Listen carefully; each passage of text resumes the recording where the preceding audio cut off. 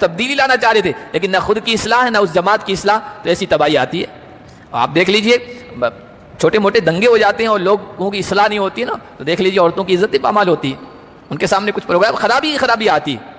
اس کے بالمقابل آپ دیکھیے جن کی خود کی اصلاح ہے، قرآن سے جوڑ ہے، ایمان سے واسطہ ہے، بڑے سے بڑا انقلاب آیا ہے، ایک چوری نہیں ہوئی ہے، ایک ڈاکہ زنی نہیں ہوئی ہے، ایک عورت کی عزت و آبرو بھی پامال نہیں ہوئی ہے۔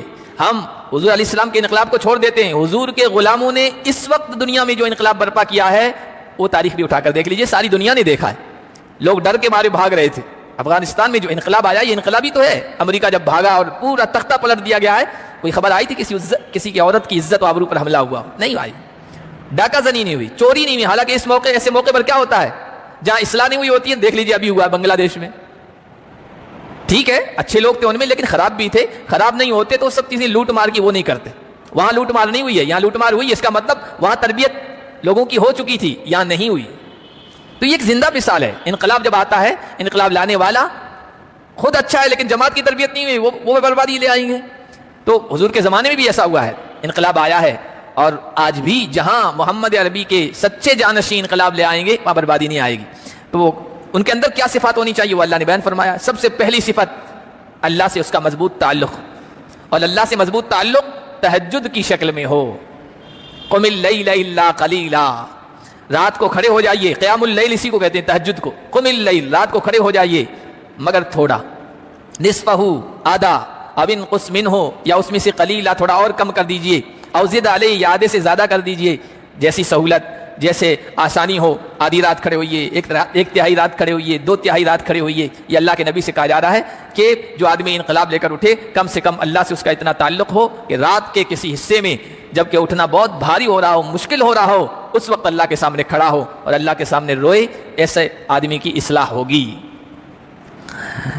جو رات کے وقت تہجد کے وقت کھڑا ہونے کا عادی ہو جائے نا، بہت مشکل کام ہے اس وقت تہجد کے وقت اٹھنا۔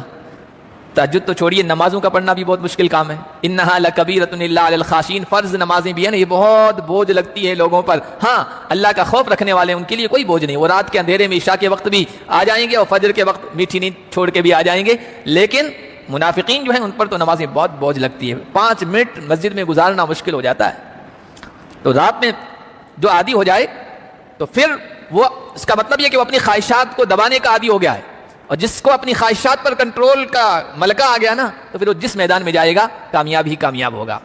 اوزد علیہ، یا آدھی رات سے تھوڑا اور زیادہ کر دیجئے اللہ کے سامنے کھڑے ہونے کو۔ ورتل القرآن ترتیلا، پہلی چیز تو اللہ کے سامنے کھڑے ہوئی، تہجد کا پابند ہوئی۔ دوسرا، قرآن کو اچھے انداز سے پڑھیے۔ ایک داعی کا، انقلاب لانے والے کا تعلق قرآن سے ہونا چاہیے، اس کی دعوت اسی وقت کامیاب ہوگی، مؤثر ہوگی۔ اور قرآن بھی کیسے؟ ترتیل سے پڑھنا ہے۔ ترتیل سے یوں تو ترجمہ کرتے ہیں صاف صاف واضح پڑھنا کہ سمجھ میں آ جائے، لیکن اس کے مفہوم میں ایک تو ٹھہر ٹھہر کے پڑھنا ہے، دوسرا کیا پڑھ رہے ہیں مطلب بھی آنا چاہیے۔ جس داعی کو قرآن کے بارے میں علم نہیں ہے، قرآن کے مطلب کے بارے میں معلوم نہیں ہے، قرآن کیا کہہ رہا ہے معلوم نہیں ہے، وہ صحیح دعوت دین کا صحیح پیغام نہیں پہنچا سکتا ہے۔ تیسرا، قرآن سے متاثر بھی ہونا چاہیے، یہ بھی ترتیل کے اندر مطلب کے اس کے معنی اور مطلب کے اندر یہ شامل ہے۔ قرآن سے اثر انداز ہو، اس کی ذاتی زندگی میں قرآن کا اثر ہو، تو قرآن کو ٹھہر ٹھہر کے پڑھیے،